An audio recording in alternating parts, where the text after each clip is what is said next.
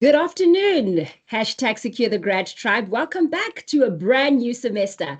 My name is Evodia Muhanyane, and I'm your host for this webinar that is set to reset you, refocus you, and make sure you finish this year strong.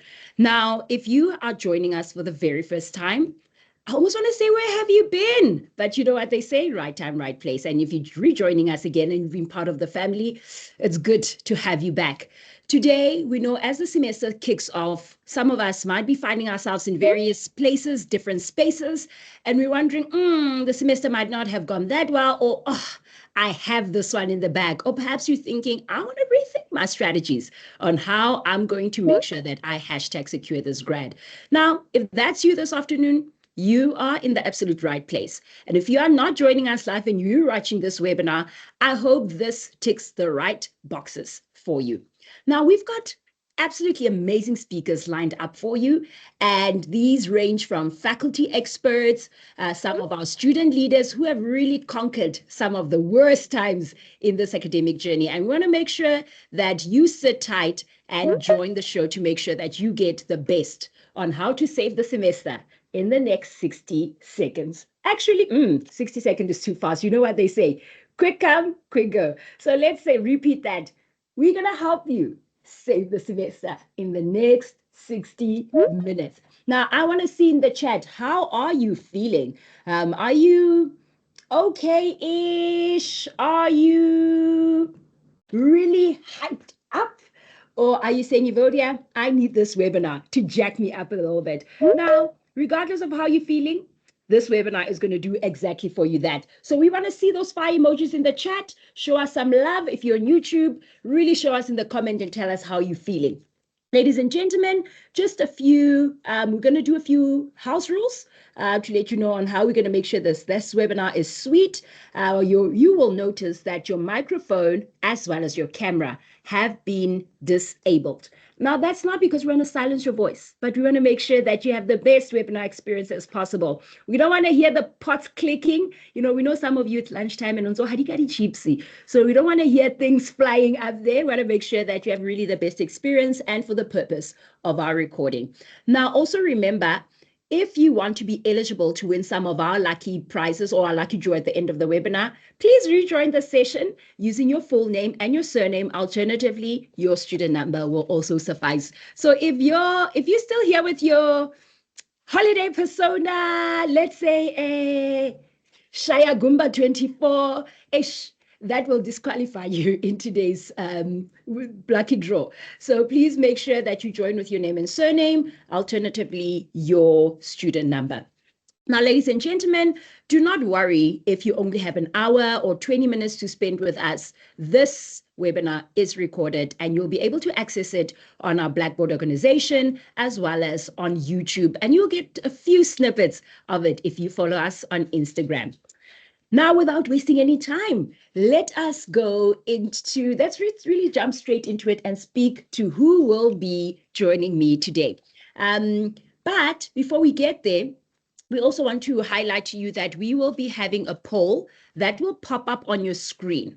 If the poll pops up on your screen, remember to please complete it, click on submit. So you will tell us the option that best represents your answer, and then you'll click on submit. But don't worry, as soon as we get there, I'll signal you. Ladies and gentlemen, I am really excited to be joined by none other by our faculty experts, as well as our central advising experts and one of our amazing student leaders. As you can see on the screen, they are our speakers for today. They are ready to bring out all the best that you can get in order to not just save the semester, but finish strong. So we've got Mr. William from Law, we've got Ms. Elsmarie from Natural Sciences, Mr. Albert Mukwena, all the way from the KwaKwa Campus Center for Teaching and Learning. Unfortunately, Dr. Malia will not be able to join us today, but Faculty of Education students, don't worry. Our faculty experts, including our advisors, got you today. So do I, as well as Bongio Mayani, and later on, she'll tell you all about herself. Now that you know who our speakers are, please make sure that you give them some love in the chats. Let them feel welcome, and let's get this show on the road. Now, I'm going to start At Secure the Grad, it is tradition to make sure that our speakers, we get a bit well acquainted with them. We don't talk to strangers here at Secure the Grad, and many of them are not, but it's very proper that we reintroduce them. Now we're going to start with Albert. Albert, welcome. If you can switch on your camera so that our audience can see who you are. And one of the things we want to hear from you is that you tell us a little bit about yourself and what your role is in supporting student success on our various campuses. Mr. Tuna, welcome. A little bit about yourself and what your role is in supporting student success. Lastly, if you can just tell me, what can students expect from this semester? No, thank you. Thank you so much, Vodia. Thank you all students who have attended, our panelists, special guests. My name is Tuna Albert Mokoena. I'm based on the Qwaqwa campus. I'm a senior academic advisor for Faculty of Natural and Agricultural Sciences, as well as Education. Second semester, right? I think it's best for me to bust the myths. Second semester is not short than first semester. Why I'm saying that, I will unpack that a little bit later, just to keep you there so that you understand why I'm saying what I'm saying. Thank you. Great, we're looking forward to it. And I kind of believe that myth, but now I'm a bit eager to hear why you say it's the same period or length as the first semester. Bongiwe, welcome. It is your first time on hashtag Secure the Grad, and we are looking forward to hearing from you. So tell us a bit about yourself, Bongiwe, and what role do you play as a student in supporting other students in becoming successful at the University of the Free State? And tell us a bit what you think they can expect and what are you expecting from semester 2? Good day, everyone. Thank you for the warm welcome. Yes, this is definitely my first time and I'm excited to be here for real. My role, well, about myself first, I'm Bongiwe Mayani and currently I'm a student leader serving as RC Prime for House Castle. What students can expect from us this semester is more on academic success. We have pushed through the first semester, second semester, all we're focusing on is to finish the year strong and save the year. No longer saving the semester, but saving the year. Bongiwe, I think it's nice to hear that we're not just saving the semester, but we're focusing on the year, and I hope that it's a successful year. Looking forward to having a chat with you later. Last but not least, we still have 2 of our speakers to go. Elsmarie, you are not a stranger to hashtag Secure the Grad. You debuted first semester already when we're speaking orientation. Welcome. Please reintroduce yourself to our audience and what is your role in helping students become successful at our university? And then lastly, what can they expect in semester 2? Okay, thank you, Evodia, and welcome to everyone with us in the room. I'm Elsmarie Oosthuizen. I'm the Teaching and Learning Manager at the Faculty of Natural and Agricultural Sciences, and I am based on the South Campus. But this semester is really going to be with a blink of an eye pass, you know, because you always think that the first semester is quick with all the public holidays, but, you know, Women's Day is here. And then when we are through Women's Month, we are almost in November for the males. And then before you say Jack Jones, the term is over. So what can you expect? I think you can expect a final roller coaster ride in the Faculty of Natural and Agricultural Science, pulling everything together, attending to the last practicals. And yes, if you just keep your seatbelt fastened, you will survive this last bit of the journey. That is positive to know. Elsmarie, I must say there's one thing missing in this picture that I'm seeing. Where are our ears in this webinar? I miss the ears. I know, I thought I will do something different. You know, I've got more like a beer skin around my neck instead of the ears. Welcome, Elsmarie. Thank you, Evodia. I'm really looking forward to hearing how we can help students really secure the grad at the end of this year. Last but not least, Mr. William, welcome back. You also did your first debut here at Secure the Grad in the beginning of the semester, beginning of the year, actually, when we spoke about orientation and how students can settle in the new academic year. Welcome, excited to have you back. Let's hear a bit about you, your role in helping students support, helping to support our students. And also lastly, from the Faculty of Law, what can they expect? Thank you, Evodia. Thank you, team. I hope I am coming through clearly. You are audible. Thank you so much. I am William Ausi. I'm faculty manager at the Faculty of Law. As faculty manager, I help manage several administrative processes within the faculty, but I also work with faculty colleagues as well as some of my CTL colleagues, including Evodia and some of her colleagues, to advise and support our students through their academic journey. I'm also very keen to hear my previous colleagues' explanation about why the second semester is not short, because I also buy into the myth. So I'm very keenly looking forward to that particular aspect of the presentation. But I'm of the view that often the second semester catches students off guard. Yeah. For this reason, I would like students to ideally plan their semester. They must take note of when they write tests. They must take note of when assignments are due, and they must manage their academic workload so that they do not fall behind. The faculty is here to help, to support, to guide, to refer, and I encourage students to knock on our door when they have challenges. Thank you, Evodia. Thank you so much. I think with that being said, William, we can now call Albert, Mr. Albert, aka the Mythbuster, Mukweda. Before we call on the Mythbuster, our first poll will be launching right now. And remember, we'll be asking you a question, and we want to know, how did the first semester go? Easy one, right? Tell us whether it went according to plan or you just made it. And lastly, hashtag it did not go. It took me. So either one of the options, let's hear, and then you can click on submit. I see our... Thank you. You are fast fingers. I think we're on the right track. Mr. Albert, let's come back to you as you are going to help us bust a few myths, including why the semester is short.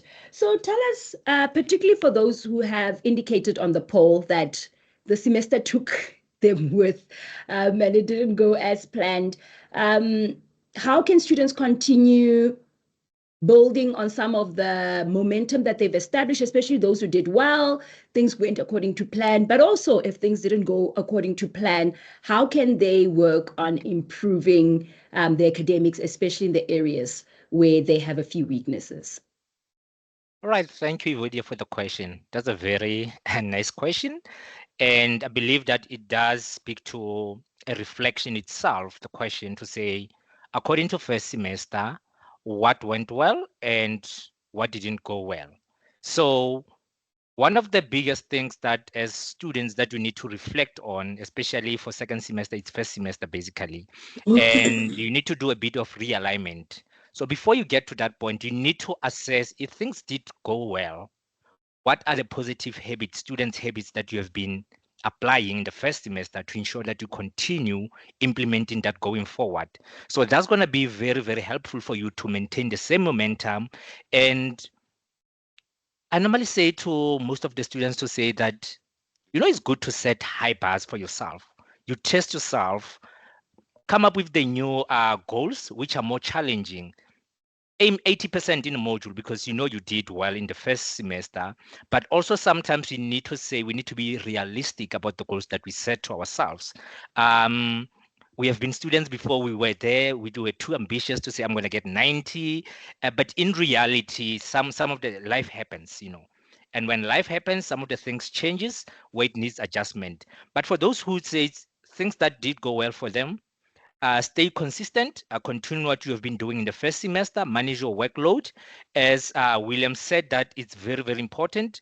Continue the study strategy that you've been using and also maintain a balanced routine. That's the most important thing for those things are going very well. And like I've said, to set new goals. It's very important to challenge yourself even more and more going forward. that also keep you motivated and also pushes you to do your best, because sometimes you think we give our best, but we really didn't persevere at that moment. And the last one, for those who have things worked well for them, is engage actively with the academics. Attend academic advising workshops, attend your tutorials, consult your lecturer, attend classes, because we have seen that attending classes is one of the biggest issue, not only University of the Free State, but nationally, and some of the institutions internationally as well. So it becomes a bit challenging. And also, just to say, if you had students counseling and development appointments, continue attending those ones. Every support services is crucial, and they provide the best service that you can get at University of the Free State. So let me just go for those ones who think they didn't go well. We're not saying it's the end.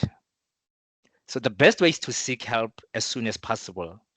So if things didn't go well, I think at this moment you should already been contacted your academic advisor, your program director, attend those tutorials or find out when are they taking place. So it's the first step that you want to take as a student to ensure that you want to change your life in the second semester based on the things that happened in the first semester.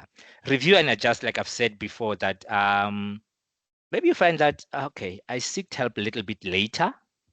Maybe it was 3 weeks before. Now you want a new study strategy at academic advising. So, which is, I won't say it's easy, because it's a process, it's a skill that you need to acquire through time, So it becomes very difficult if students, they come to you at that time to say, but I need this.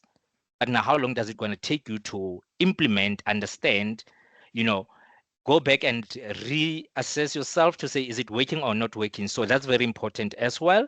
And also using available tools and also support that is there on campus. So we have CTL, you can go to their CTL website. There are magazines that can be able to assist students. Sometimes it does really help. And SCD, they also provide magazines online, webinar magazines, not webinar, sorry, magazines that students did reflect to say, after reading that material, they didn't see a need to do one-on-one session with a psychologist. So it really helps such tools. And I think one of the biggest thing is, guys, we need to make sure that we attend tutorials. They are very vital, and we do benefit a lot from attending those things. And lastly, stay motivated, Ivodi, as you said, that it's not impossible to improve, but a student needs to stay focused and use support that is available at their disposal to ensure that they succeed at the end. So we are here to ensure that students do succeed at the end, and also contribute towards our throughput rate. Thank you. Thank you, Albert. So you've sort of answered some of the questions I had for you, but let's rewind a bit. I think you highlighted issues around goal setting and making sure that students get to the advisors quite on time. I think very similar to me, when I'm sick, I'll be sick, coughing, huffing and puffing, and literally at the last minute, just before I feel like I'm about to die, then I go to the doctor. And I think as students, we typically have similar behaviors.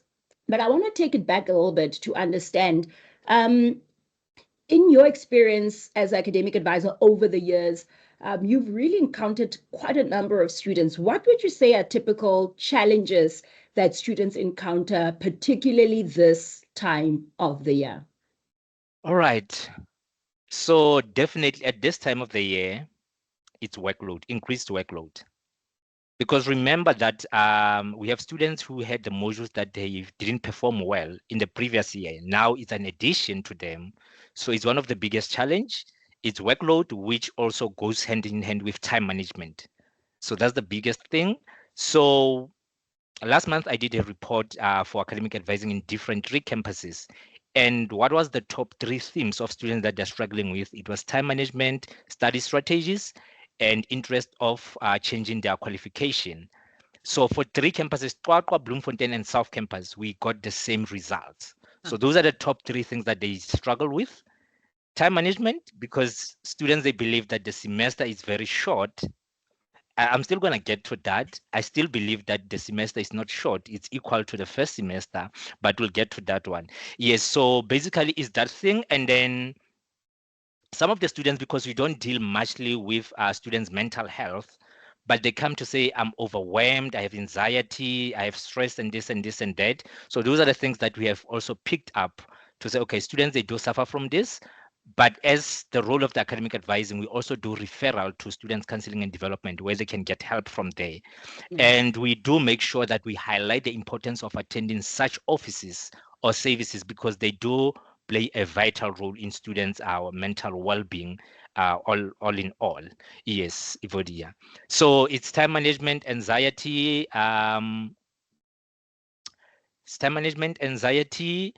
study strategies mostly that they struggle with, but the biggest theme is time management. I think that's useful. And in the audience today, if you can identify with some of those challenges, give us a bit of a thumbs up. And I hope you've heard how you can overcome some of those challenges because they are possible to get to the other side. Albert, before we move from this conversation, I do want to ask, do students have a personal academic advisor? Is it only the central advisors? Where else can students go to get academic advising on our respective campuses? No, thank you. Academic advisor, each faculty is assigned from the central academic advisor and advisor that will be meeting with the student. So I'll make an example in Bloemfontein. For NAS faculty, if you're on mainstream, you meet Ninette Okamp. On extended students, they meet Katleho Nyamani, just to give you a bit of an example. And also for law, there is a specific advisor that has been allocated for students from the law degree qualification. So, and also on the Qwaqwa campus and South campus is the same thing. Like I've said, I've indicated when I introduced myself to say, I'm responsible for NAS and Faculty of Education. So I do see two faculties, students from that faculties. And it's not surprised that when students walk in, because we know our students, you can tell which faculty they are from. Yeah, but I'll say that apart from us, maybe Evodia, just to add something based on your question to say that sometimes students, they get a call from success coaches from the GPS. And I just want to emphasize the importance of taking that call because it really changes a lot of things just to speak with somebody from GPS, because sometimes you think that you're doing well, but they have the skills and the resources to see that you need help. And students, they need to get to that point to say, now, if I've been referred to a specific faculty curriculum advisor or a central academic advisor, I need to make sure that I make that appointment and I action it, because sometimes it's easy to do a booking without actioning it, but it's very important for them to do that. So each student is able to see allocated academic advisor for their faculty specifically. And thank you so much, Albert, for highlighting that. Yeah, sorry, just a bit. I think now, like I've said, that first semester and second semester is not totally different. First semester, we had 14 weeks of academic period. Second semester, we have 14 weeks. So it's all in the math. Definitely. It is all in the math. Okay. Definitely, okay, yes. Because quarter 3, it's 7 weeks, and quarter 4, it's 7 weeks as well.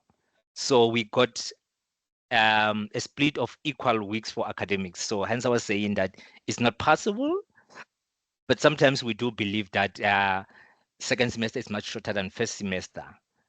Yes. Thank you so much, Albert. And I like what you're highlighting. They're very key insights that we do balance sentiment with facts. Sentiment might be, it feels quicker. Maybe it's that Christmas, it's Hello December pulling us. And therefore, it feels a bit quicker because we've got something to look forward to. I do want to highlight what you also brought forth to us, that GPS success coach number that calls you, pick up that phone. Help is just on the other hand, and you'll be surprised how quickly things can turn around for you, particularly if you need that extra lift. So Albert, thank you so much. We'll be circling back to you a bit later in the conversation. Thank Now you. we're going to shift the conversation a bit further. And Elsemarie, this is where we'd like to call on you to talk to us a little bit around, Albert spoke about, there's time management issues. Some students are repeating modules and there's a feeling of overwhelm and anxiety.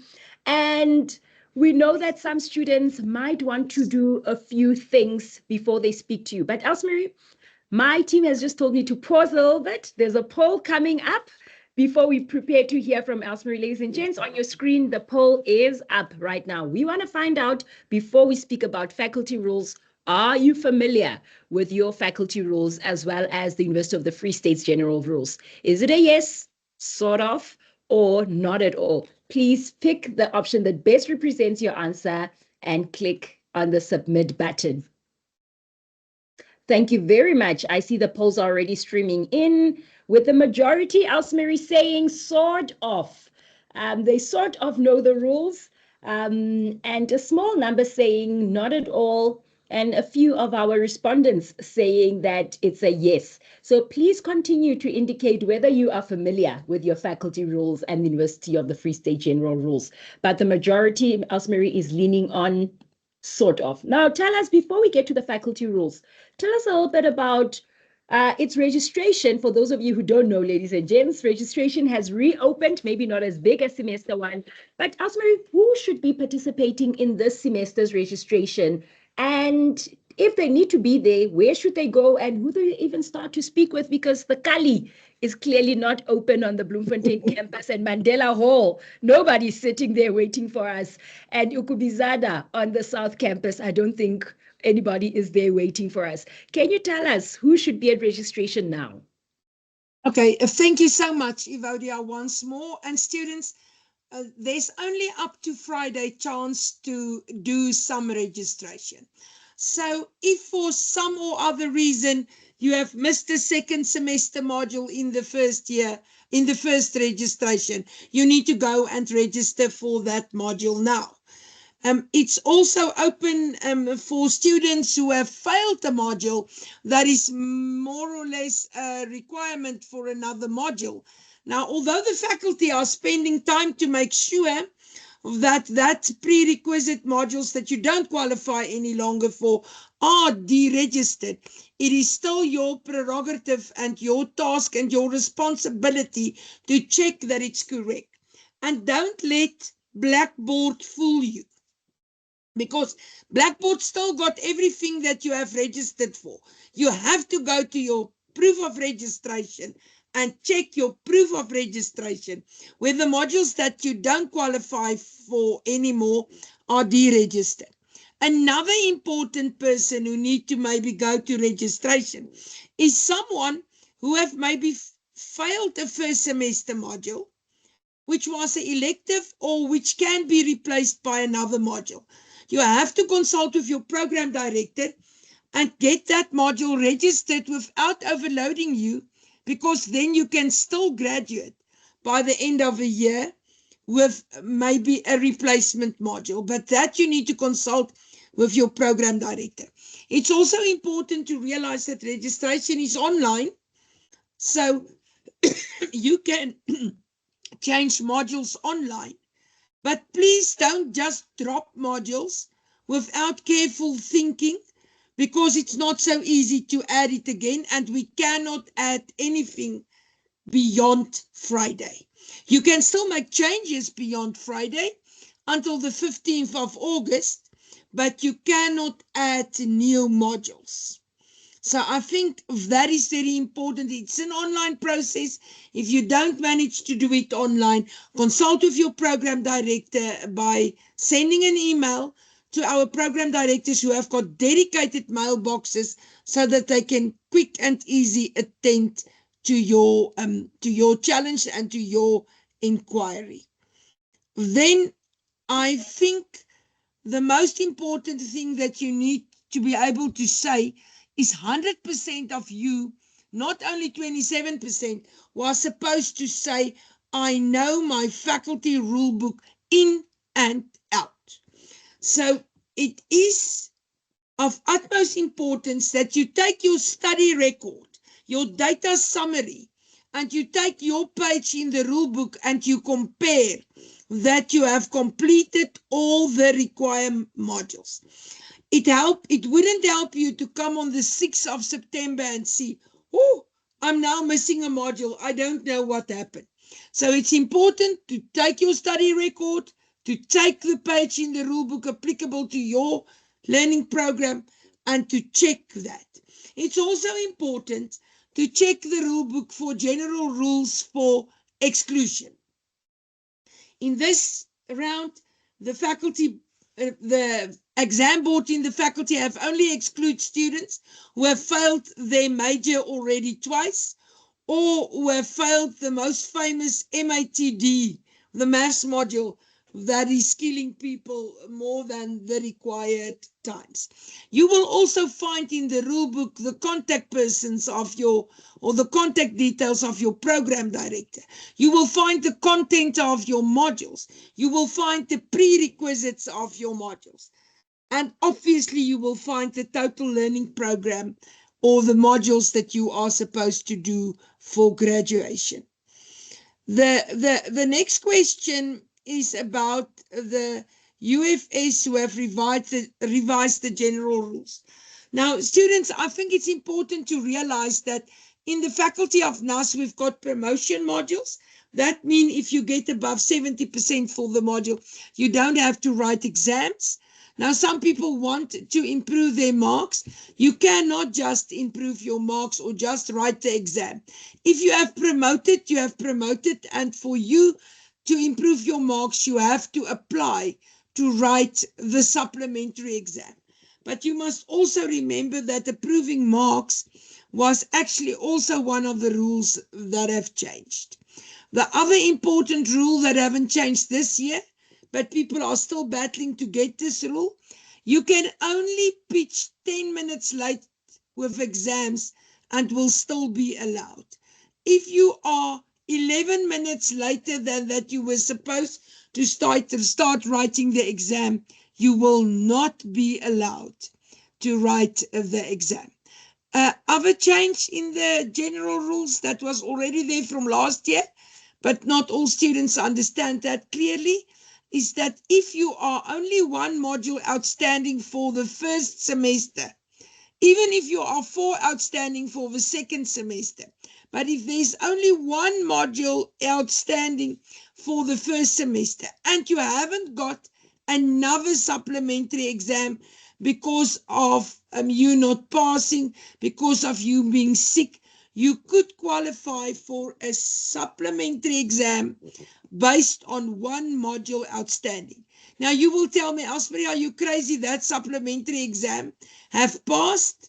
And why are you telling us this? I'm telling you because if you were supposed to qualify for a supplementary exam based on only one module outstanding, and you were not identified on time, you can still be identified and you can still possibly qualify for that supplementary exam based on only one module outstanding. Evodia, I think I've touched on all the questions that was on my list, but I'm willing to answer more. That is very valuable, Elsmarie. And I think, working with quite a number of students in the residences, you hear quite a lot of, I failed this module and I think it's the end. So I think as students, sometimes we disqualify ourselves before we even know what the rules say. And I think that last rule that you identified, particularly around if you have only one module in the first semester that you failed, that you do qualify for a supplementary exam. And I think it's very important for our audience to understand the implication that you can still save the degree. You can still save the year. And what it requires is that you know the rules. Elsmarie, maybe one question before we move over to William. In the event that a student decides, look, agricultural economics is not for me. I have tried to understand this thing, but I cannot. And they want to change their qualification. Can they still do it? And how many times can they make this change? And when, particularly, can they make this change? Okay. So the only way to change a qualification is to apply online. If you are in a mainstream program. If you are in an extended program, you can contact your program director and there's a link where you can online apply for moving from one extended to another.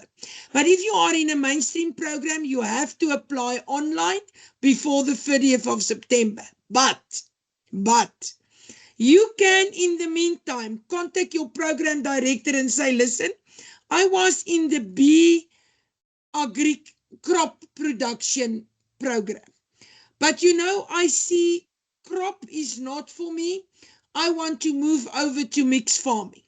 Then they can already assist you in the second semester to take the correct modules for that program, even while you were not approved yet through the readmission committee to be readmitted to the other change degree.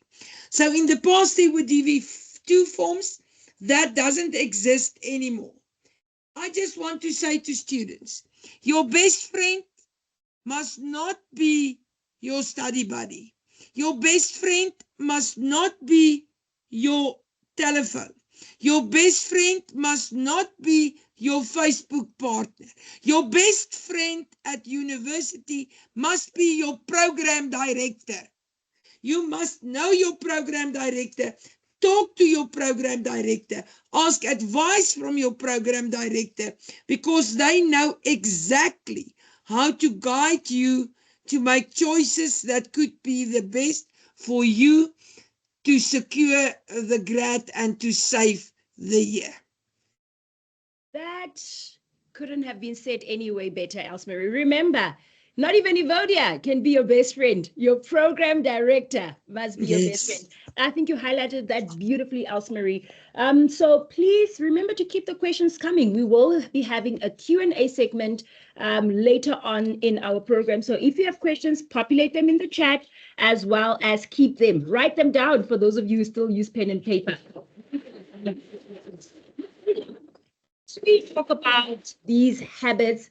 Some of these habits Tuna made reference to, Elsmarie made reference to, but we want to know, what do faculty managers or advisors, particularly in the Faculty of Law, assist students with for this semester, but also throughout the rest of the academic year? But before we get to that, we're going to be launching our last poll, and it should be up on your screen as we speak. So we'd like to know, how ready do you feel now that you've heard from our academic advisor, you've heard from Ms. Elsmarie, who's a teaching and learning manager. How ready do you feel to finish the year strong? Are you very confident? Are you somewhat confident because you're waiting to hear how Mr. William is going to spill the tea? Or you're not confident, or you need a bit of help? Let us know by selecting the option that best represents your answer. Click on the submit button. And if you don't see the poll, it is possible that some of you, depending on what phone you're using, what version of Microsoft Teams you have, you might not be able to see the poll. So please drop it as well in the chat. Let us know what option best represents your answer. I'll repeat the question. How ready do you feel now to finish the year strong? Are you confident? Are you somewhat confident? You're not confident at all? You're still thinking it's going to be a shipwreck? Or you need help? Let us know in the chat. And thank you for those of you who've already responded. If you're not able to respond to the poll, please populate your answer in the chat. William, over to you. How can faculty managers and advisors assist during this registration period? And also, how do we take the students through the rest of the year? Thank you again, Evodia, and hello, everyone. So during the registration period, as well as throughout the year, faculty managers, faculty advising staff, we give guidance to students. We give guidance about the academic performance. We give guidance about the impact of the academic performance on the academic journey. We give guidance about their progression, guidance about academic appeals, students who need to appeal or have been excluded. And we also give advice about where and how to get help, depending on the challenges that students are facing. So within the faculty, we try to give direction, give guidance, point students towards the rules. And as Elsmarie, I'm also a bit disappointed to see that not many students are aware of their faculty and university rules, because it should be their Bible from a university context. So I want to encourage students as well to engage with that content, know the rules relating to their specific programs, so that they are aware of where they fall foul, where they could fall foul, or where they need to pull up their socks. Thank you so much for that, William. Now, I want us to pause a little bit and think about semester one. So if we had to reflect on semester one, with your experience having seen so many students and consulting with them, what would you say are key actions, almost those non-negotiables that can help them become proactive, as well as what are the consequences if they don't take heed of these key actions or they don't take these steps towards these actions? So yeah, some of my observations from the first semester. The first and most important one for me is that students were not attending classes. Students were not attending tutorials. So that disappointed me greatly. During the semester, I often do some spot checks, because over the years, I've learned that students complain about lecturers, lecturers complain about students. For me to have a fair and balanced view, I must also be proactive in how I engage with students, but also to check what is going on within the classroom. So I pop into certain classes, I just stick my head in there, see what's going on. And I was disappointed to attend 3 classes where the numbers respectively were 560 students registered for one particular module, the law of contract. On the day I visited the class, there were only 13 students in class, 1-3. Then there is the law of a civil procedure. That module has in excess of 1,000 students registered. The day I attended, there were less than 100 students that were present in class. Then I also attended jurisprudence, which has over 400 students registered, and there were less than 20 students on the day. Now, I will be in my office, I'll get a knock on the door, and a student will say, I want to complain about the jurisprudence lecturer. What leg does that student have to stand on when they've not been attending classes? The consequence of not attending classes is that students miss important information. They also miss the potential to engage with their peers as well as the lecturer. Another thing I observed in the first semester is that students do not plan their day, they do not plan their week, they do not plan their month or the semester.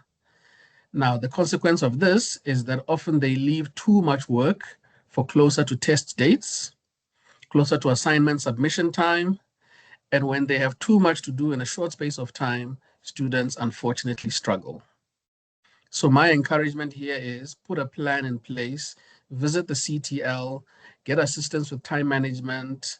CTL has excellent engagements and workshops, one-on-one sessions that you can book, and you can be supported with several of these things that I've just mentioned, study strategies, time management, etc. I want to encourage students to please take advantage of that.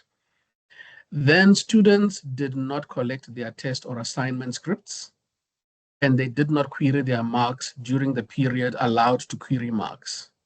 This is a big challenge. I have an example of a student who wrote a test. The student got something like 67%. The student was happy with their mark. They never queried the test or the mark. As far as I know, they didn't even collect their script. The student wrote the second test. Unfortunately, the student did not perform so well in the second test. After not performing well in the second test, the student decided, hey, let me go and see what happened in the first test, only to find out that the student lost some marks in the first test, that if those marks were awarded, the student could have made predicate, the student could have made written the examination. Because the time to query marks had passed, the student could not be assisted. Now, sadly, the student must come and repeat the module next year. So it's important to know these rules, to know these processes, and to follow them. Please collect your test scripts, collect your assignment scripts, diligently go through them and query marks where you see something missing or something wrong. A big challenge is the use of AI, artificial intelligence, to complete assignments. This is a big no-no. If your lecturer has not given you approval to use AI, do not use it. Rather err on the side of caution. It will cost you marks. The AI detection tools pick some of these things up.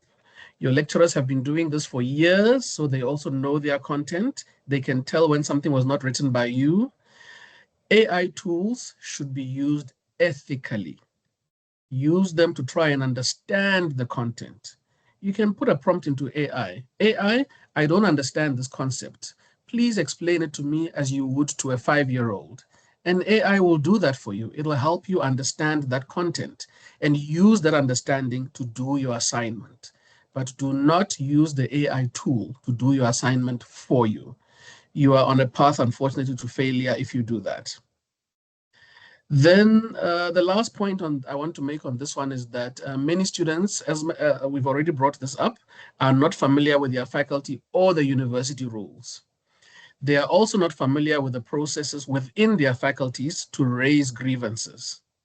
So I want to encourage students to familiarize themselves with the rules, as well as of the university and the faculty, as well as the protocol to be followed if they have an issue or a grievance they wish to address. I want to give an example. Students should not email the dean directly, for example, if they have an issue.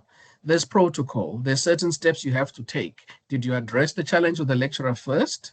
Did you address the issue with the head of department? And it may differ from faculty to faculty. So within your faculty, find out what is the protocol and then follow that. William, that is really, I think, very helpful. I'm sitting here thinking that sometimes as adults, we don't even plan our work week. You know, you just pitch because it's Monday and you're happy that it's Friday. And we sort of keep the ball rolling and feel a sense of overwhelm. I mean, I too, on weeks that I've not prepped very well, have felt like, I feel like I can hardly keep my head above water. And I really am finding it useful that planning the week makes a huge difference, and planning the semester as well. So I think those are good nuggets that I myself am taking on how to make sure that I survive the semester. One of the things I want to highlight, which for me was great insight, is that marks. I think I was one of those students that, hey, I'm happy with a 65. Let's not remark lest we get a 55, and I think highlighting the diligence that it takes to relook those marks. So sometimes too late. One of the things, William, that I want to perhaps pick on before we get to talking to students who are in their final year and are progressing to postgraduate is perhaps around how would a student know, for instance, if they are about to get excluded? How can they anticipate that exclusion, and who do they even talk to around this matter in the faculties? So thank you again, Evodia. So that is where your university, your faculty roles play a big role. Faculties have what you call progression, and this might differ from faculty to faculty.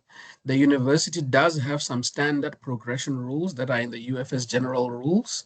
So students are encouraged to go and have a look at that. But in conjunction with that, faculties have specific rules relating to specific programs, which students must also familiarize themselves with. I'll give an example with the Faculty of Law. In our extended program, students are expected to pass the law of persons and constitutional law in first year. It is a must. So no matter how well you perform for all your other modules, if you happen to fail either constitutional law or law of persons, you are automatically foul of the progression rules and you will be excluded. Students, though, whose performance is not too bad, you find that their appeals are successful and then they are allowed to carry on with their studies with the warning of don't fail these modules again.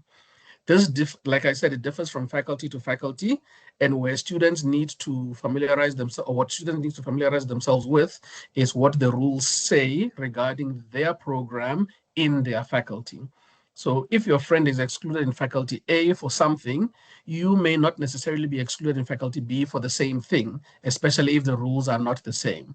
But if you are not sure, visit the faculty, see an advisor, we will definitely guide you. Thank you very much for that. Asmir, I'm going to switch to you a little bit. And William, we'll get back to you around, advice for those who are finishing their degrees will be walking past our respective graduation halls and how we can best prepare them. But before we do that, I want to pivot back to you, Elsmarie, because you made quite specific references to the faculty rules. For those students who have gotten those exclusion emails from their faculties, can we maybe talk a little bit about how did they even get there? So, and what was the procedure that was followed from faculties? If you can maybe walk us through that journey. Okay, that is easy, Evodia, in the Faculty of Natural Science, and that changed from faculty to faculty. But in our faculty, we have got a standard operating procedure that we follow. The faculty have progression rules published as NAS 4 A to K, and we are very strict following the rules. The rules half year are not all applied, so this year we only applied the rule to students who have failed a major twice. Because if you failed your major twice, you cannot complete your degree in the period, the residential period. So students were excluded already for all the results by the 10th of June, except for the supplementary results, because that wasn't in. They will be excluded on the 29th of July. They will then receive a letter to their, at COFSI Live, the official university email that will guide them on how to apply for appeal. It is an online process that they need to complete, and then their appeal will be looked at the appeal committee. Now, the appeal committee are very clear on what makes appeals successful. So appeals are successful if the evidence are directly supporting or correspond with the reason for exclusion. You can't say, I have visited the doctor, but your reason is your car broke down and you couldn't be on time for the test. The things need to talk to each other. You need to provide authentic dev certificates and SIG certificates, and you need to be honest. Then the committee very strictly concentrate on the residential period, because if you exceed the residential period, you will also not get any NSFAS.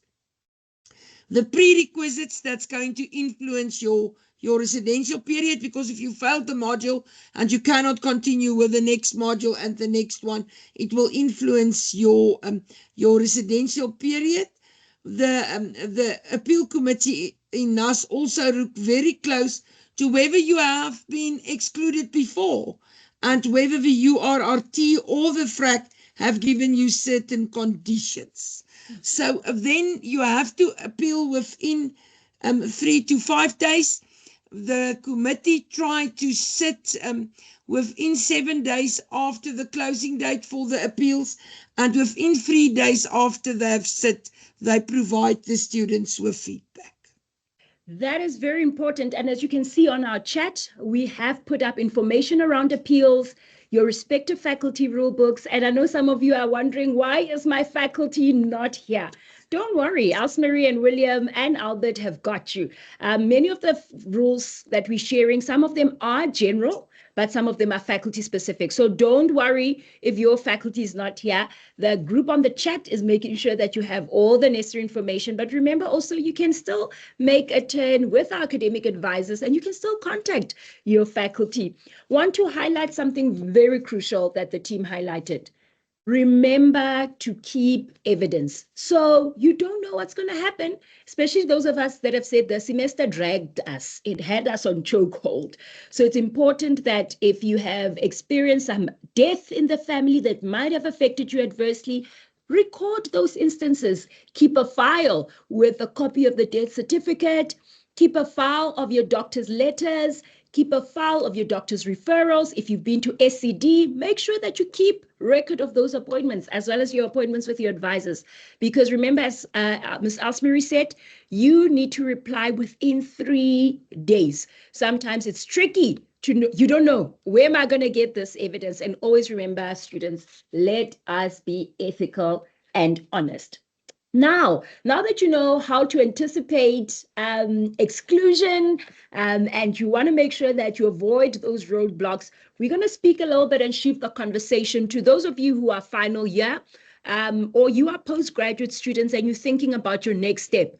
William, we're going to circle back to you around what important information our students need to understand if they're in their final year and they want to continue their studies, either an honors degree. For those LLB students, they want to get into a master's program, or even those of us that are sitting in postgrad and are looking at progressing to either master's or PhD. What are some key information that they need to know? Thank you again, Evodia. So I'm going to try and speak generally so that I try and advise everyone as opposed to just LLB students. Final year students who are transitioning into postgraduate studies should definitely know the entry requirements of the postgraduate programs that they wish to apply for. And then, of course, they must work towards meeting those entry requirements. You can't be, considered for a program if you don't meet its requirements. So it's very important to know the requirements and work towards meeting the entry requirements. This goes for whether you are in third year going into honors, whether you are in honors going into masters, or whether you are in the LLB going into a master's. Also, I suppose it's also relevant if you are in a master's going into a PhD, because in some instances they require you to meet certain requirements again for them to consider you for a PhD. So that's very, very important. I also encourage students to start searching for funding as early as possible. Make inquiries about postgraduate bursaries, postgraduate funding, both internal to the university and external to the university. Do what you can to search for, apply, and in the ideal scenario, try and secure funding before the start of the academic year or as early as possible in the new academic year so that your registration is not hampered or delayed. It's not easy to apply for funding, and it's very important to circle back to the first point. Academic performance plays a big role. Yeah. So you give yourself a better chance of being funded if your marks are good.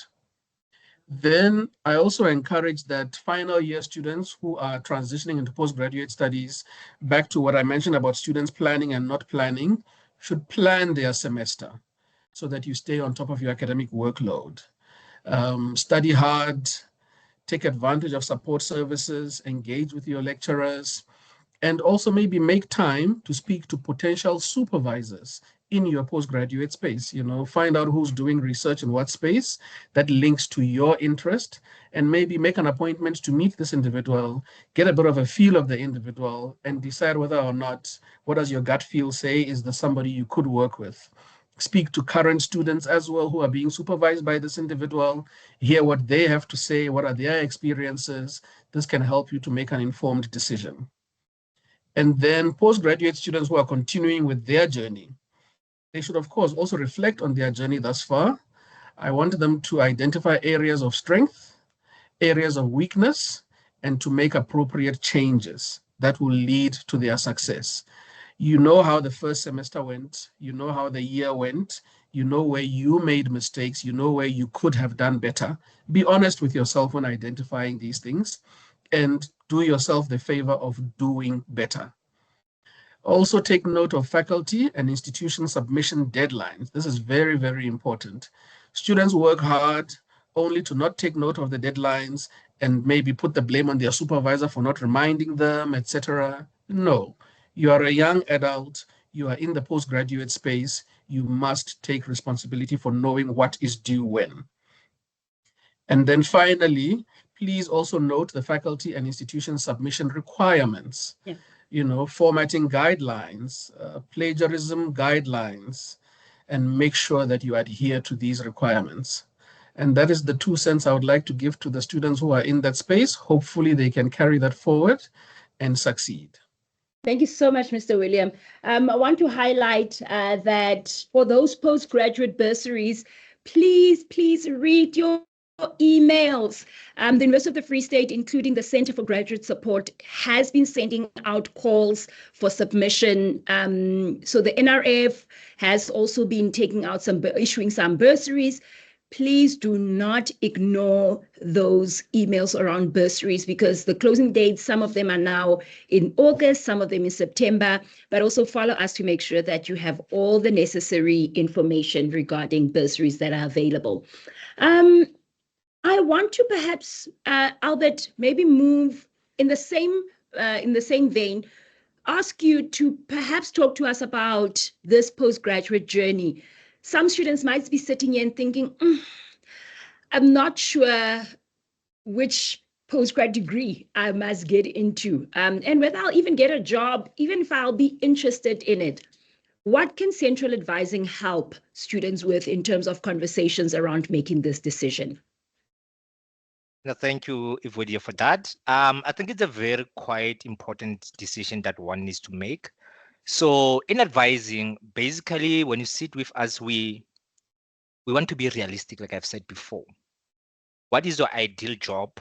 Like, where do you see yourself working? You know, is it aligned with your interest, your goals, your attributes? Like everything, is it aligned? It's something that are you going to be able to enjoy? Because you get a students who are doing a qualification only to find out that they are in that qualification because that was the only space that is available, which poses a bigger challenge. But some of them, they do fall in love with what they're doing and take it a little bit further. Others, they find it difficult to go into postgraduate, but they say like, now, do I need to start over again? You know, because remember that you get funding, especially if you're using financial aid like NSFAS, for only one qualification, you can't get for two. So it's some of the conversations that we have with the student to say, no, okay, if you finish, then if you want to start a new one, do you have a funding in place? Who's going to fund your qualification and stuff like that? So when it goes to postgraduate, specifically for education students, because those are the most students that would like to go for postgraduate. So there was a misinformation from students to say that for the requirements, as our latter speaker indicated, is that they take only final year, which is your final year, marks, which is not the correct information. So it's an average of everything that you have been registered on your undergrad. And then in education, we know that the minimum requirement is 65%, but also they need to take into consideration the issue of space is limited. And also because of the supervisors and the capacity in large. So those are the biggest challenges that students find. Some of them, they don't not even familiar about application for NRF, how it goes by. But I think, as William indicated, that supervisors, you can find information from the supervisors who have supervised other students as well to say how you do go about the process, or you can go to the faculty and seek assistance to how to complete such information. And also we have the internal bursaries for masters and PhD within the institution.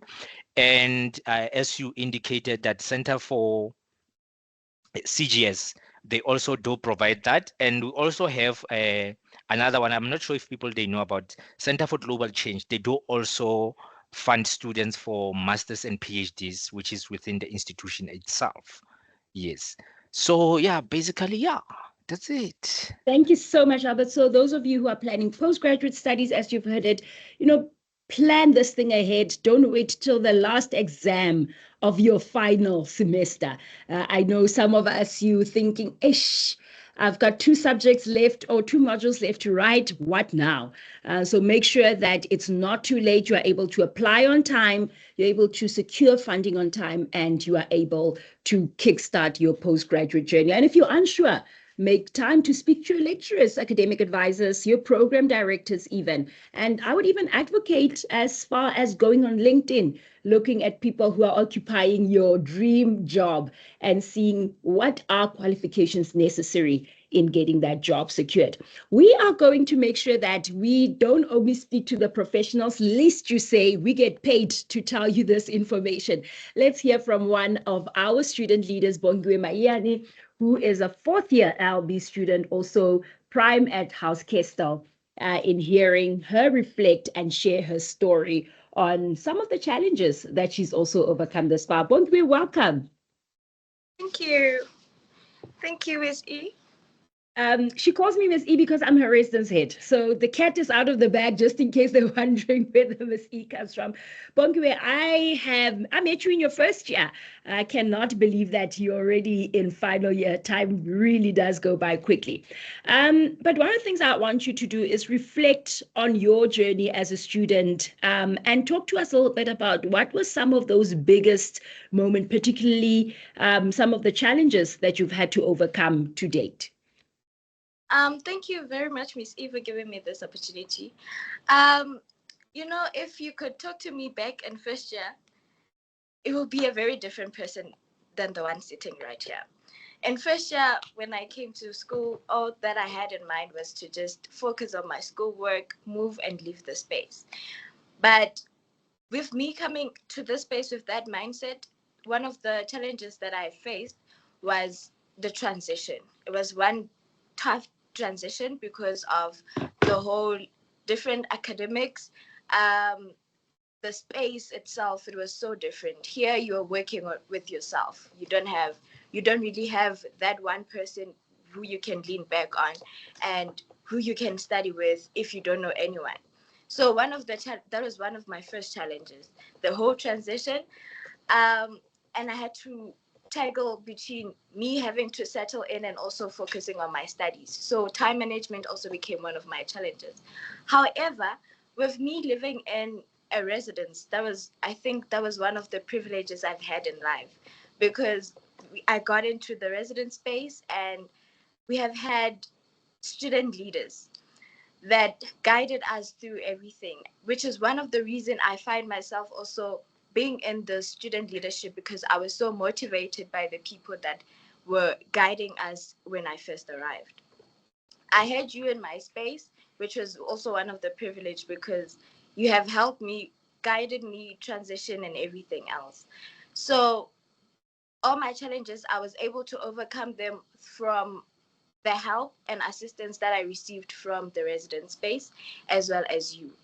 I had also, with me trying to join student leadership once I had found myself settled in, I joined student leadership, which then became also a challenge because I had to now manage my life, student life, as well as leadership life. It became one of a tackle, but then we had to learn about all the resources granted to us by the university space. I was not one to be going around asking for help, but then every time when I was going back, I was shutting down. I know I had you in my corner telling me there are such resources in the university, you can access this. We have Center for Teaching and Learning. We are able to get academic advising. There's Right Side. For people that don't know Right Side, it helps with assignments. You how to write your assignments. That is one of the a resource that was very helpful as well. We also have our libraries where you can stick and try to study. So I had this whole transition, and I find myself being a student leader, a student at the same time, and it has been a rocky road, but we are here.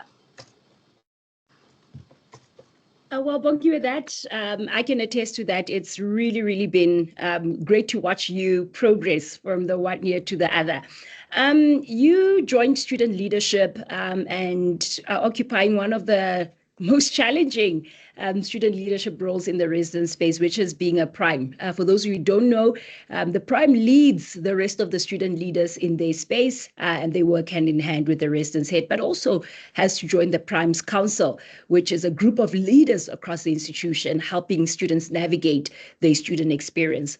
Can you tell us, how did you balance your academic responsibilities as well as these extracurricular responsibilities? And also, as a bursary holders, we know that there are some responsibilities that come with being a bursary recipient. How did you manage to balance academics, being a student, social activities, and as well as trying to be a well-rounded student that is actively involved? Talk to us about that. With me having to balance everything that I had in my plate, it was more on having to prioritize what was more important. I know my role coming into the university space was to focus on my academics, which was one of my biggest priority. But I had to also hold this role of being prime, which also had to take up one of the biggest priority in my life. So I had to learn to make boundaries, know my goal. The end thing was the goal. What am I aiming for? Which was to know that I'm going to be a good student as well as a good leader. So prioritizing those two things in my life was really a big help in me having to balance both of them. Yes, Miss. So as we wrap up the conversation with you, Bongiwe, I want to ask you, so when the going gets tough, what helps you and anchors you stay motivated? What's the one thing that keeps you moving forward? And what are you looking forward to as you work towards securing your grad at the end of this year? One thing motivated me, as I've mentioned, is the goal. I want to that you come to the space with a goal, and I think me focusing and knowing what I actually want, having to focus on my passions was the biggest push.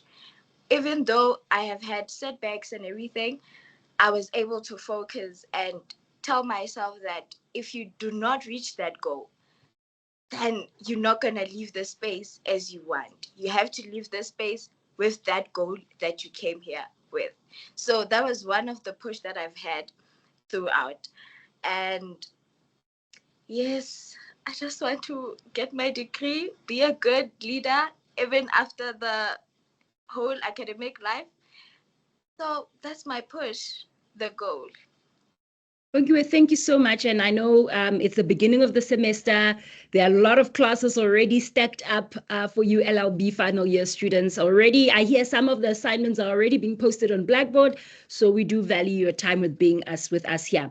Ladies and gents, we have come to the time where it is time for your questions. But before we do that, I want to ask that some of our team members, our technical team, also highlight some of the questions for us, because I see them, they've been rolling in our chats. I want to ask, should you want to ask a question live to any of our audience members, our panelists, that you raise your virtual hand. Our technical team will enable your microphone and you can unmute once you've been recognized and ask your question. And please indicate who in the panel your question is directed to. Alternatively, if you're not sure, you can ask your question. So remember, you can raise your virtual hand and we will acknowledge you by unmuting or enabling your microphone. I think while we're getting students to raise their virtual hands, I saw there was a question from Ultimate Ngobeni, who wants to ask, what if you apply to improve your marks and then you end up failing the exam? Do they override those marks with the ones you were passing first, or do you fail? Alsmary, because you spoke about that question, would you mind answering? So the student wants to know, if they go for that remark and they fail the exam, would the faculty consider the first initial mark before they wanted to improve the marks? How does that work? Okay, thank you, Evodia. I just want to say that improving marks are not something that is nowadays easily approved. You have to have a very, very strong motivation for that. So actually, the general rule don't allow for that, except if you have promote the module, then you can do it. But now important, the real mark that you get in the final opportunity will be used. So if you have got a promotion mark of 71 and you want to go and write the exam and eventually in the exam you get 51, then that 51 will be used. Okay, so you must think very carefully then. Yeah. before making that decision. Els, while we still have you on the frame, there is also a question from Tapelo asking if they would like to move from the Faculty of NAS to health. What's the process? What's the first step that they need to do? Okay. Everything you want to do is you must apply online. For any move, even if you want to move from NAS to Economic Management Sciences, even if you are in NAS and you want to move from biological science to chemistry and physics, you have to apply online so that the readmission and a readmission committee within the faculty can make the choice to do it. Then obviously if it's a selection course, you are not only going to you don't only need to qualify, but you also need to be selected. But if you want to do, apply, and remember the Faculty of Health Science applications for 2026 have already been closed. Thank you very much. I think that's a key point to understand. So just to recap on what Elsmarie highlighted, remember, if you ask for a remark, or if you're going to write a supplementary exam in the event that you have promoted in the aim of improving your initial mark, whatever mark you're going to get in that supplementary exam, that is the final mark. And lastly, remember, if you want to change any qualification, you have to apply. Remember, applications are open. The same application you did for your initial application for first year, remember that is the application you're going to have to, application platform you're going to have to use. I'm quickly going to skip to Tokozisi's question. Tokozisi, you are doing a final year humanities, social sciences, Bachelor of Social Sciences. In terms of opportunities for internships, remember the University of the Free State has what it calls the career services. On career services, on our UFS Career Hub, that is where you can find opportunities for internships as well as jobs. Please make sure that you contact career services so that you can get a hold of one of the people that can speak to you. They've got ambassadors, advisors, as well as consultants that can help you register. So for the rest of you on this call, I want you to know that if you want any job opportunities as a student or want to be matched with a organization, please remember to get in contact with Career Services and they will help you and register on Career Hub. Do not ignore the emails. I think it is every Tuesday or Wednesday that they put out job opportunities. Make sure that you get in contact with them. From our team, is there another crucial question that I've missed? I also want to encourage you, be bold. This is your time to get your voice heard, to let your voice be heard. Pick up your virtual hand and we will redirect your question. Please make sure that you do that. This is, I think, the first webinar where I'm not seeing students pick up their hand. We've got a brave soul, Claudia, and then we'll move over to Karabo. Claudia, our team will make sure that your microphone is unmuted. You can, it's enabled. You can now unmute. Good afternoon, everyone. Hi, Claudia. What is your question? My question, I sent it via the Q&A. I thought maybe it's gonna pop and say about it. My question was about exclusion. What if a student fails a module twice, but it's not a main module? Because I heard if you fail a main module, you can be excluded. What about a module that is not a main module? Can you be excluded to that too? Thank you for that question, Claudia. So you want to know if you fail something that is not major, one of your majors, whether you can be excluded. Claudia, just for clarity, is that failing the module once or failing the module twice? Failing the module twice. Okay. All right. So Elsmarie, William, any of you want to tackle that question? I will tackle the question, Evodia. And indicating that it depends from faculty to faculty. In certain faculties, if it's not a major but an elective, they will allow you to take the elective. In the Faculty of NAS, if it's a compulsory module but not a major, with certain circumstances, we will even allow you to take the module again. If it's an elective, we would recommend that you replace the module with another elective. So what is more important is to realize that you have to talk to your program director about a possible solution for your unique question. But if you are in the science faculty, you cannot graduate without maths. So, you have to do the maths module. So if you fail the maths module twice, they will maybe give you another opportunity, but then you will not be able to graduate, because a science qualification is called a science qualification because of maths and chemistry, or if you are in the mathematical side, because of pure maths, many maths modules. Okay. Thank you, Elsmarie. That makes sense. Claudia, I hope you're satisfied. Karabo, I know you've got a few questions for us that have been put in the chat. I had 2 questions. Can I ask the last one? Okay, Claudia, go for it before we move to Karabo. This one was for Mr. William, I think. He was talking about bursaries. My question is that, are there any bursaries that can fund outstanding modules? If like your financial aid program, like for example, NSFAS has covered you for the duration of the years, are there other bursaries that are available to help you finish your outstanding module? Mr. William, are you able to take that, or any of our panel members? Yes, I can come in, Evodia. So it's a yes and a no answer, unfortunately. The reason being, the majority of bursaries want to fund students from the start of a qualification to the end, and also within a specific time frame. The reason being that funding is limited.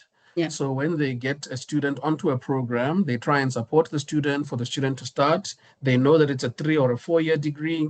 They fund the student for those 3 or those 4 years, and they may offer a grace year depending on the funder. The university does, however, have a support mechanism for students who are outstanding 1 or 2 modules. I don't know the details to that, so I don't want to lead anyone astray, but I'm going to recommend that you contact the financial aid office and just ask them to explain to you about funding for a student who is outstanding 1 or 2 modules. How does that work? How does one apply? But there are certainly processes in place that students can get assistance. But I have to stress that most bursaries want to fund you from the start of your studies to the end of your studies. And for that reason, you may find it difficult to find a funder who will only fund you for 1 module, 2 modules, that sort of thing. But do engage with financial aid for additional advice. Thank you, Mr. William. Claudia, are you sorted? Yes, thank you so much. Thank you very much. I see we have Lebogang Olivia. We are going to enable your microphone. Please unmute and ask your question. Good afternoon. My question is based on the special exam that a final year can take once they realize that they failed 1 module after the main exam. So I just need clarity on how the application process or how the selection process goes. I just want to get Lebogang, which faculty are you? Oh, in the NAS faculty. NAS faculty. Thank you very much. Elsmarie, that is for you. That is quite easy. You don't apply for a supplementary exam based on 1 module outstanding.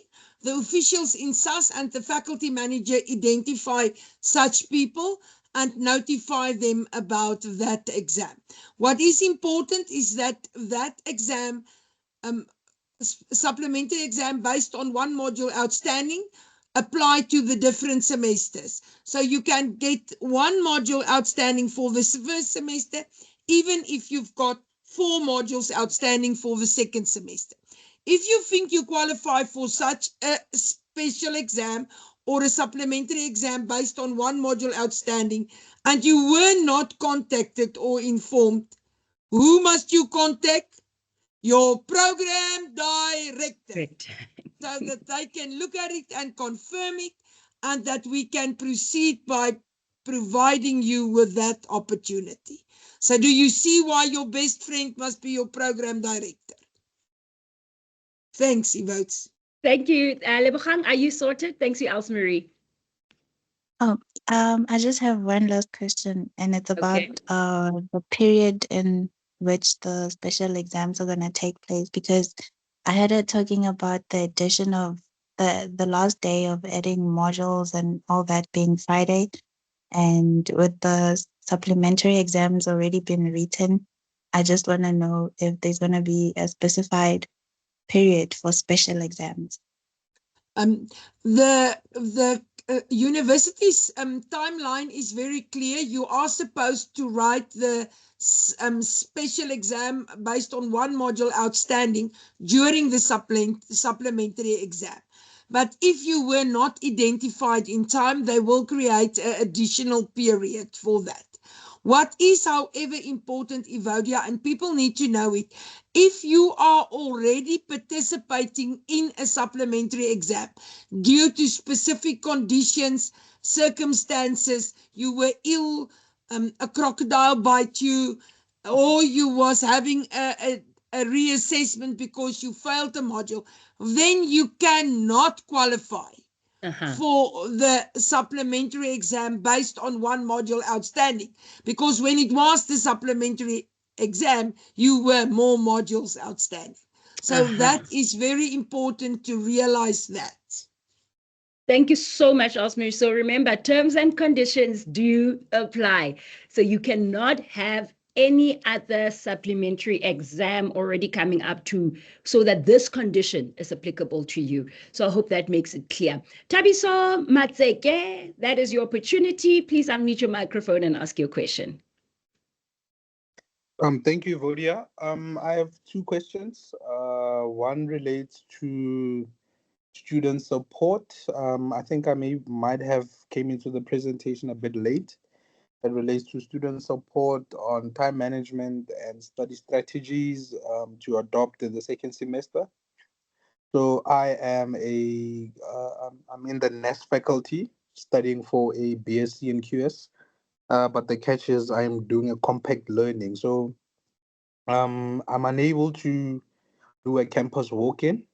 So I just wanted to find out how the compact students are accommodated. Secondly, it would be a question for William, if you same story, but for bursaries. I'm not finding anything for bursaries for compact students. Majority, if not all of them, are specific for full-time students. And for my postgrad, which is not postgrad for honors, is the university able to fund that, and what would be the conditions around that? Thank you very much. Thank you for your questions. I maybe also want to add to the fact that for those of you who are still on with us on the platform, we will be hosting a funding webinar. And I think that is closer to August, 28 August, but we're gonna send you the calendar very soon. You'll see it come up. So we are gonna have an extensive discussion on funding opportunities. But I don't want to take away from your questions. Albert, do you perhaps want to talk to the support and Elsmary, because this is a quantity surveying student that's doing compact modules. I don't know what that means. If you can also add what faculty support is available. Albert, let's start with you, and then we'll transition to Elsmary and perhaps end off with William if he has additional points to add. Well, thank you, Evodia. So if the students can be on campus, we do provide online e-advising. It's e-advising is either through Blackboard Collaborate or through Teams or any other platform that is suitable for students that is within the institution that is being provided by ICT services. So the students, if they're on Bloemfontein campus, they can email advising@ufs.ac.za, and then one of the advisors will schedule the appointments with students based on their students' availability, and they can take it up from there. Perfect. Thank you. Yes. Short and sweet. Mr. William, would you like to add to the funding component or Elsmary, either one of the two, if you are aware of funding opportunities for honors, particularly for students in quantity surveying? I think before I jump in, no, you go first, Els. William, you can go. Thank you, Elsmary. I wanted to first ask for a definition of the element of compact. I don't want to assume that it's a part-time individual. Can he come back in and just explain what is a compact student? I want to be educated, yes. Please. Yeah, Thank I you. can also explain. Compact would be. Oh, Go, okay. go. So compact would be part-time. Okay. Yeah, Thank you. it is important to realize that it's not a full part-time program. It is a structured program around block sessions. Okay. So the students have block sessions. They are not having daily classes, but block sessions. And there are a compact program running in Bloemfontein, and there are a compact program running in Midrand. So not all the students who are in the compact program are coming to Bloemfontein. You also need to be 23 years of age to be part of the compact program if it's undergraduate, and you must have work in the building environment if you are a compact student. So that is to provide a little bit more information about that. It is a bigger challenge for that students because they are also working and they have to juggle all the balls. And it is a little bit more complex, but they can during the block sessions meet with people if they are in the Bloemfontein block on the Bloemfontein campus. If they are in Midrand, they can at least meet with the program director, who are also available there, although the CTL staff is not available there. Thank you. Thank you so much for that. William, you want to perhaps jump in? Alternatively, Yes. we'll Thank also you. provide some support. Thank you, Els, as well. Yeah, and thank you for educating me. Even with my gray hair, I'm learning something new. So regarding the engagement with CTL, I think it is possible for students, whether they are on campus or not, to still schedule online appointments with advisors. So I would recommend that you engage with the CTL website. You should be able to book an appointment there. Then from the funding perspective, one of the biggest challenges in the funding space is the availability of funding. So you often find that funders have specific requirements, and you can't blame them for this, because if I have R1 million, I need to try and make the best use of my R1 million. And for them, a full-time student committed to studying, committed to being at the university, provides a higher likelihood of success in their eyes anyway. So they want to invest their R1 million in that appropriate way. Now, that shouldn't exclude you from searching for additional funding elsewhere, especially from a postgraduate perspective. Postgraduate funding, thankfully, allows for there to be a part-time element. Your job is to look at spaces that fund your particular area of study. Unfortunately, I can't advise you about quantity surveying necessarily, but a simple Google search is a start. Then you might also want to approach individuals in that space who know that space, as well as academic institutions who teach that particular qualification. They can guide you as to who their funders are, who their sponsors are, etc. And I would also recommend to students that they look at the bigger players in the market. In the law context, I would advise students to look at the bigger law firms. Some of the smaller law firms also offer funding, etc. But you will find funding in the strangest of places. Your job is to knock on as many doors as you possibly can, and you will find that eventually one of them does open up for you. So please keep an eye out, keep looking, search the NRF website. There are different spaces where funding is available, but it does require you to do some legwork. Thanks, Evodia. Thank you very much. And I think that's very useful. I'll put the link to our financial aid services, University of the Free State Financial Aid Services. Please do visit. You can contact them. This is a lovely bunch that usually comes to secure the grad. And please look forward to our advertisement when they are here. Class also asked, in terms of wanting to change qualifications, which marks do you upload on the system? Would you use your matric results, or would you use your current results as an undergraduate student? Which one of these results would be applicable in terms of your application for a change in qualification? Can I come in quickly there? You may, William. Thank you, Evodia. I'm not sure exactly which general rule, but one of the general rules I'm aware of talks to the fact that you must outright meet the entry requirements of a program. So we will always go to your matric results if you don't have a post-matric qualification.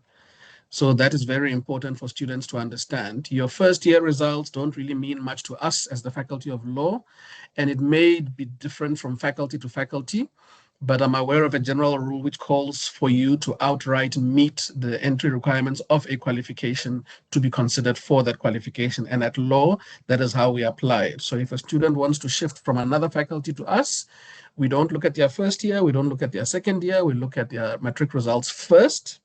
And then if we have several applicants, then we differentiate them through their performance while they were in university, but they must have outright met our entry requirements. Thank you, Evodia. Thank you very much. That is very helpful. Elsmarie. Yes, I also want to say what William said is totally correct. You have to meet the admission requirements, and sometimes someone was studying, take a break and study, and in the meantime, the admission requirements increase, and then they don't qualify anymore. So you need to qualify with your matric results. It's actually fraud if you have studied at another university and you also don't attach that results. So you must attach all the results, because you could have been excluded at the other institution due to bad academic performance, etc. So you have to upload both. But like William said, if you cannot qualify with the one, you can obviously not get in. There is, however, published in the Faculty of NAS rulebook specific things where we will consider university performance to override subject-specific requirements. So let us say you have done a BCom in economics, and your mathematics was only 4 and you qualify for the BCom economics, and now you want to apply for a BSc econometrics, then we will consider that economics and that complete qualification to allow some entrance. But like William say, for a basis, you start with all the results available, but with your NCS results. That will open the door for you originally. Thank you so much, William, as well as Elsmarie. I think that creates a lot of clarity for us. Ladies and gentlemen, we've got one last question before we wrap up our webinar. Student number 2021-291-824, you can unmute your microphone and you're ready for your question.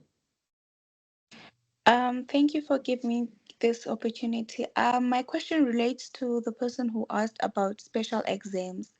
What happens if you had a supplementary exam, but you couldn't write it and you uploaded the medical certificate, and I'm under the EMS faculty?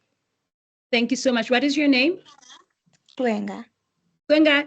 Elsmarie, would you like to take that as well? Yes, I will take that one and say, if you look in the general rules for 2025, it clearly indicated that due to extraordinary special conditions, you could apply from your faculty to be allowed to still write that supplementary exam, because you haven't write it, but that need approval through ECS, the Executive Committee of Senate, and the registrar at the ECS meeting. Sure. And in my life, I only know about one person who was approved there due to extraordinary, very special conditions. But your starting point is your lecturer, and then the head of department of your department in which the module are, then the faculty office, and all of them along the way could say, what you are putting on the table are not extraordinary and special. We are not going to go to ECS to ask for this permission, because that is a privilege. It's not a right. As you have heard it May I from the add? lady's mouth. William, your chance. Yes, thank you. Yes, I think Elsmarie hit the nail on the head. I want to also just direct the question, the student who asked the question, to the UFS general rules, which indicates that students have only 2 opportunities to write examinations, the main cycle and the supplementary cycle. And the UFS general rules indicate further that there is no third opportunity. So Elsemary's point is extraordinary, out of the blue. You know, the moon came crashing into the earth kind of scenario. I would also recommend that the student engage with their home faculty just for direction. But as Elsmary said, in the time we've engaged with this particular process, very few, if any, except the one case she's aware of, have been approved because it must be extraordinary. Now, just falling ill, unfortunately, does not count and does not fit into that because you've had the first opportunity, which was the main. Now you've had the second, which unfortunately you've missed. The university does not legislate a third, and those are part of the UFS general rules. But start with your home faculty, and hopefully they can give you direction. Thank you very much for that insight. Gunga, please, I want to ask you that you please follow up with your faculty. If you are, whichever campus you are in, if you can even get there physically, please make sure that before the end of this week, you are able to reach out to your faculty, and all the best with that. I love the saying that says, it's not over till the fat lady sings. Now, I don't know who of us here is the fat lady, and I think the fat lady is ECS in this instance, as Elsemarie has said. So please keep on trying and make sure you get the right information. And your first step of attending this webinar and being brave to ask your question is already one positive direction in making sure that you finish strong. To all of you that have been here, I really want to thank you for your participation. You've made this webinar worth it. We want to know and hear from you. Did this webinar make any kind of a difference to you? Is it a yes or a no, or is it a maybe? We'd like to hear your voice. So please add your contribution, let your voice be heard, and let us know whether this webinar was a hit for you. What will be coming up on your screen is feedback. If we have it ready, our team will put up a slide with a QR code that you can scan. Alternatively, in your chat, there will be a link to our questionnaire. It's quick. It should take you less than 3 minutes to complete. I'm sure you can have a nice happy birthday song in 3 minutes. And that should be the time it takes for you to complete this. We also want to hear what else would you like us to talk about? Who else would you like to see here on #SecureTheGrad? Perhaps you want your story to be heard. Don't be shy to put that on our feedback form as well. I am just waiting to see from our team whether the feedback form will be there. There we go. Not yet. Okay, please check in your chats. It should be there. I was hoping to see something on the screen. It is there. It is on your chats. Please make sure that you respond. Remember, that also increases your chances in winning the big prize towards the end of the year. I will not tell you what it is and keep the suspense going. Also remember, Albert made reference to the GPS success coaches that will be contacting you if we see that you are a little bit off track from reaching graduation on time. We want to make sure that we have a conversation with you and understanding what are some of those extraordinary circumstances you might be facing, or what information do you need so that we help you get to the finish line on time. Our success coaches are there to help you, and their details will also be appearing on the screen as soon as Dineo puts them up. There we go. So if you see this number flashing, please, we are not scammers or spammers. We are the graduate positioning support team, and our number is 051-401-9111. You can also contact us before we get to you. You can also email the team on gps@ufs.ac.za. Alternatively, if you'd like to chat to them using WhatsApp, that is also the best possible option. The number is 087-240-6370. Now, for making sure that you speak to the advisors, their details are on the screen for Bloemfontein campus, Grotla campus, as well as South. They are also available on WhatsApp. And alternatively, if you need academic support, as Mr. William and Elsemarie also highlighted, attending tutorials will save your life. Let's help you save the semester by emailing astep@ufs.ac.za. Alternatively, ask anybody in your faculty who is ASTEP. They were celebrating 18 years of providing quality tutorials to our students on Mandela Day, 18 July. Now, remember, once again, let us know how you experienced this webinar, what else you'd like to hear. This session has been recorded and it will be uploaded on YouTube as well as Blackboard in the next coming weeks. And also make sure you follow us for the upcoming webinars on #SecureTheGrad. And that's our handle.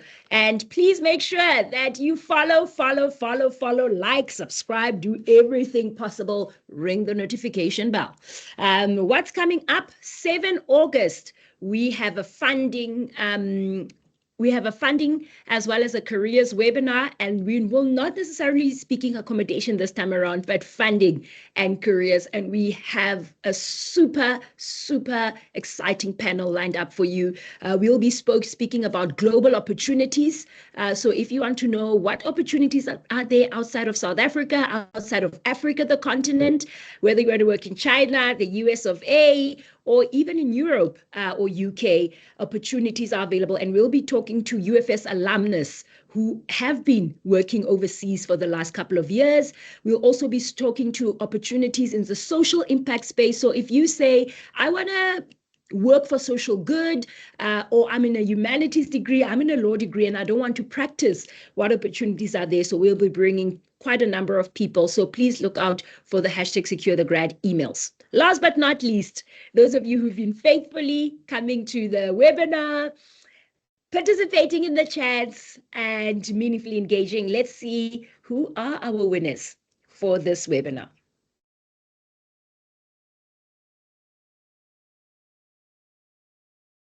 Ding, ding, ding, ding. And suspense is killing me.